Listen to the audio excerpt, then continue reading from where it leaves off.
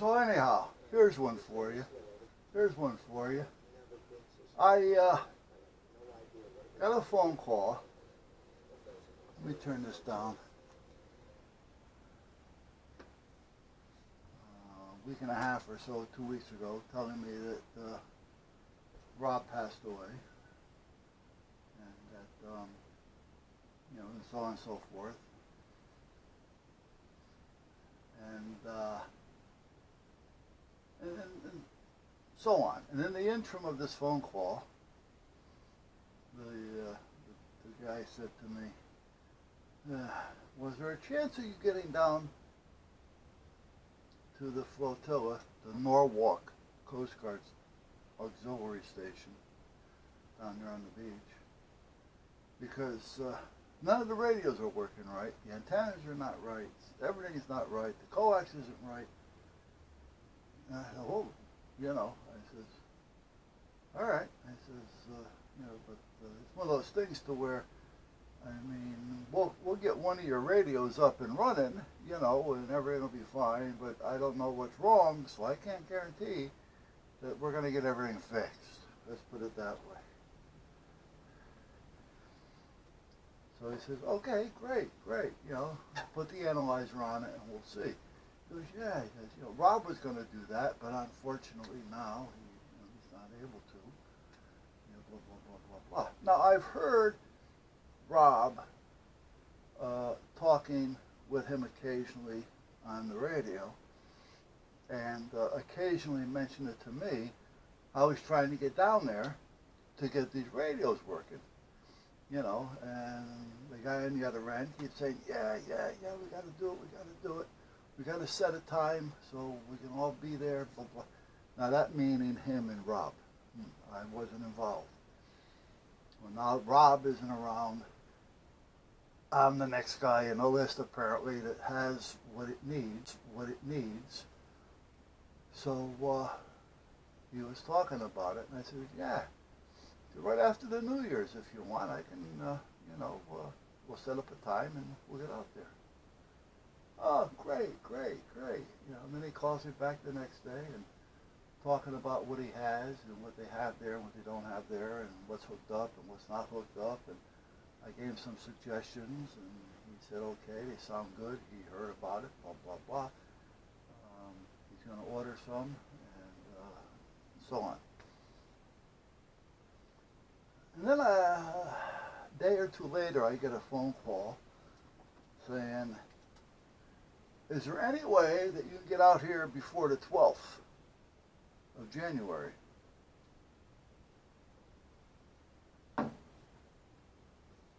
Because the Gold Side is coming in from New York and Long Island to check out their station. And they want to make sure that something is up and running so they can do, some communications. I said, well, yeah, I guess so. I said, we don't want to do it on the week of. So, if it's the 12th, you don't want me there on the 10th or the 11th. If you need something, we're not going to have time to get it. And we don't want to buy things that we don't need. Because when it comes to electronic parts, 99% of the dealers or distributors or stores won't take back an electronic piece because it can be blown real easy. So he said, okay, great. I said, so, I can probably do something on Monday or Tuesday, the 3rd or the 4th, and you let me know. He says, oh, great, Monday doesn't sound too bad. He says, yeah, okay, well, I'll confirm it in the next day or two. I said, fine. So I get a hold of a friend of mine that's here, who's also involved heavily in radio, and he was in radio and communications and Morse code and all that when he was in the Navy. So, and he was licensed, after he got out to work on and fix, and then he went to work for the phone company, you know, as a tech and all that. So he's been around it for a long time. and he's a year older than I. And he feels good, but he's got a little bit of a nerve condition. So, but he's got to think about what he says and what he does, unless it's got something to do with electronics, because he did that all his life, so it just comes to him. You know what I mean? So I called, and I was talking with his wife Terry, and I says, "You think Ray may want to take a ride with me? I got to go to Norwalk and work on the flotillas radios and antenna systems and this and that." And I was just wondering. So he's saying, "Well, wait a minute." He gets on the phone. He says, yeah, but I got to see. I may have an appointment with the VA. So let me check. Hold on. She's checking now. All right, she's checking now. And he gets back to me. He says, "Yeah, that'll be great." He says, "Monday's good." So I said, "Okay." So I'll pick you up around 10 o'clock. You know, we'll get out there about 11. And we should be out of there by 2. You know, I'm not going to be there all day. You know, if anything, we can get one radio up and running, hopefully, and one antenna working, and everything's fine. And, you know, if there's anything major after that, we'll just have to set up another time. Or have him bring it to me or send it to me, you know, whatever. Oh, great. So he was, you know, really looking forward to this. The next thing I know, I get a text back from this other guy saying he can't do it Monday. He's got to go to court. Okay. He's an attorney. He says, "I got to go to court." He goes, "So Tuesday will be good, but I have to be out of there by 1600 hours, because he has an appointment in Waterbury at 1800 hours. So I said, "Well, that's not going to be a problem, because I don't plan on staying there all day.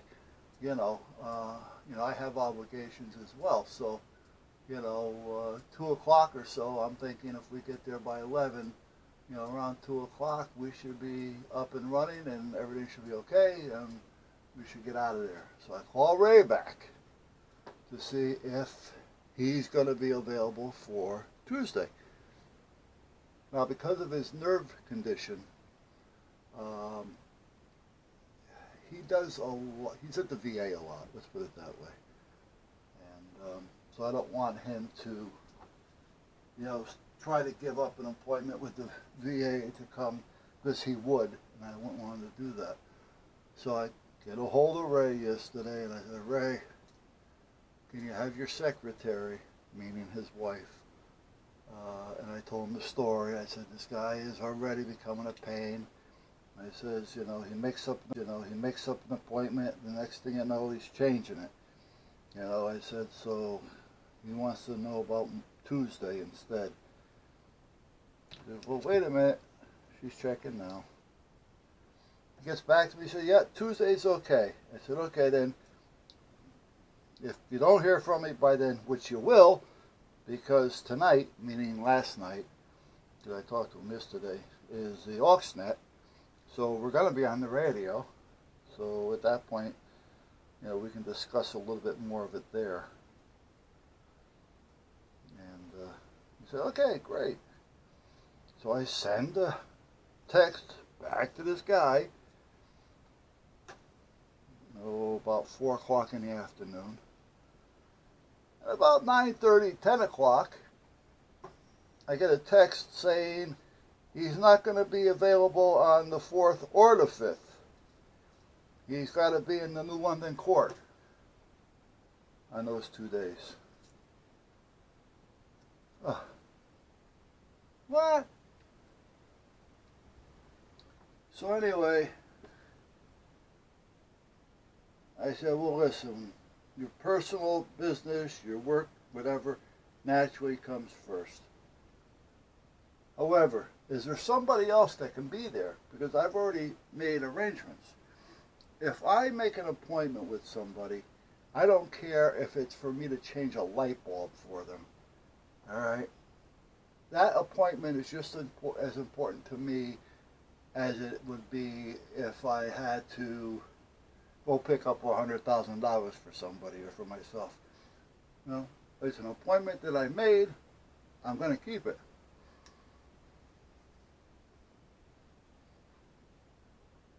If something else comes up, I'm going to say I'm sorry, but I got something scheduled for that. I can get to you after, if that's okay.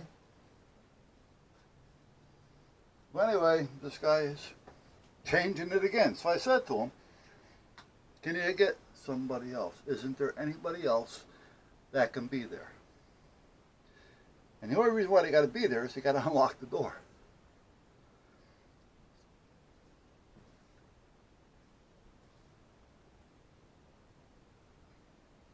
So he said, have a tangerine.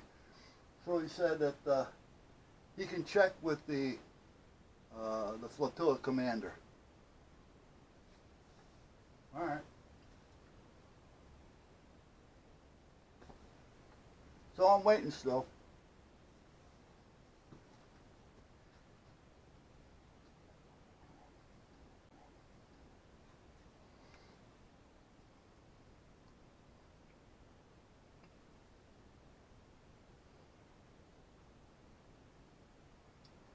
Now, if he does cancel this one,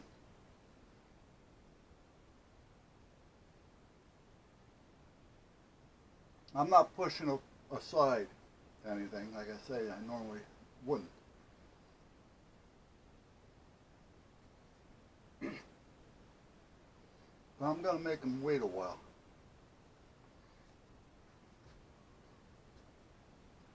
Because I don't deal well with people like that. Got to get done. But everything in their life is important, more important than what's going on in my life. And when I'm doing them the favor that they asked me to do. Nah.